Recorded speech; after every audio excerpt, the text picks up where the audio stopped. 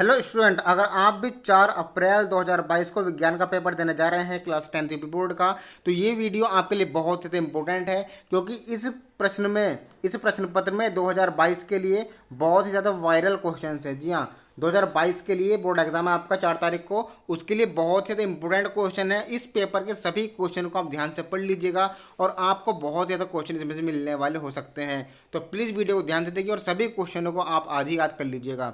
तो यहाँ पर मैं आपको बताता हूँ, सबसे पहले आपका 15 मिनट जो है वो पढ़ने के लिए होंगे। उसके बाद खंड कैक है और गै में विभाजित होगा आपका प्रश्न। यहाँ पर खंड क्या में आपका पहला प्रश्न क्या है, किसी बिंब का अवतल दर्पण द्वारा बना आभासी सीधा तथा बिंब से बड़ा पाया गया है, वस्तु की स्थिति कहाँ होनी चाहिए। तो ये आपका फिजिक्स का परावर्तन अपवर्तन और लेंस का जो आपका चैप्टर है उसके पार्ट का है। ठीक है, प्रकाश का परावर्तन और अपवर्तन का। ठीक है, तो उसका है ये। इसमें से आपको एक पर निशान लगाना है जो आपको ठीक लगता है। आपने पढ़ा है, ये हमने पढ़ा है इसको। दूसरा क्वेश्चन, निम्नलिखित में से कौन सा पद विद्युत परिपथ में विद्युत शक्ति को निरूपित नहीं करता है। आपके पास 4 ऑप्शन है, इसमें से जो आपको ठीक लगता है आप उसको ठीक कर दीजिएगा। सभी प्रश्न पत्र को आप ध्यान से देखिएगा, सभी प्रश्नों को।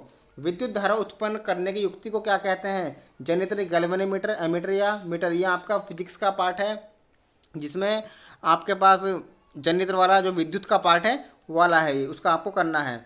चौथा क्वेश्चन, अभिनेत्र लेंस की फोकस दूरी में परिवर्तन किया जाता है किसके द्वारा। अभिनेत्र लेंस में किसकी फोकस दूरी में परिवर्तन किया जाता है, इनमें से किसके द्वारा। ये सब जो है किसके भाग हैं, मानव नेत्र के। तो मानव नेत्र वाले पार्ट का ये क्वेश्चन है। प्रश्न नंबर 2 में कैक है और गै आपके 3 पार्ट है, तीनों को ध्यान से देखिएगा। अंतिम पंक्ति में बैठे किसी विद्यार्थी को श्यामपट्ट पढ़ने में कठिनाई होती है, यह विद्यार्थी किस दृष्टि से पीड़ित है और इसे किस प्रकार से संशोधित किया जा सकता है। दूरदृष्टि और निकट दृष्टि का एक क्वेश्चन है।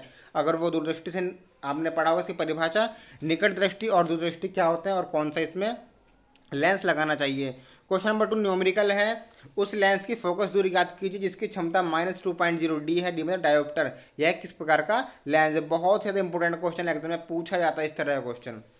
गै प्रकाश वायु से 1.5 अपवर्तनांक की कांच की प्लेट में प्रवेश करता है, कांच में प्रकाश की चाल कितनी है। निर्वात में प्रकाश की चाल, यहाँ पर अपवर्तनांक टॉपिक का क्वेश्चन है जी हाँ, प्रकाश का। उसके बाद आपका प्रश्न नंबर 3 अथवा में है, कोई 2 सेंटीमीटर न्यूमेरिकल है ये उत्तर लेंस वाले पार्ट का। अथवा कांच के प्रिज्म द्वारा श्वेत प्रकाश का विक्षेपण स्पष्ट कीजिए। आपको प्रिज्म का चित्र बना देना है। आपने देखा था उसमें रंग थे विबग्यो और वायलेट, इंद्रधनुष वाला, वो आपके लिए है। बहुत ही इंपॉर्टेंट क्वेश्चन है 4 नंबर का। उसके बाद आपका ख, ये आपके विद्युत पार्ट का न्यूमेरिकल है, अथवा ये चुंबकीय वाले पार्ट का ये आपका लघु क्वेश्चन है। उसके बाद आपका प्रश्न नंबर 4 विद्युत जनित्र, ये आपका जनित्र और मोटर और यहाँ पर दृष्ट धारा उस वाले पार्ट का ये आपका लॉन्ग क्वेश्चन है 7 नंबर का। उसके बाद अथवा में आपका विद्युत पार्ट का 7 नंबर का ये बहुत ज़्यादा इंपॉर्टेंट क्वेश्चन, इनको याद कर लीजिएगा। उसके बाद आपका खंड ख आपका रसायन विज्ञान यानी कि केमिस्ट्री का है।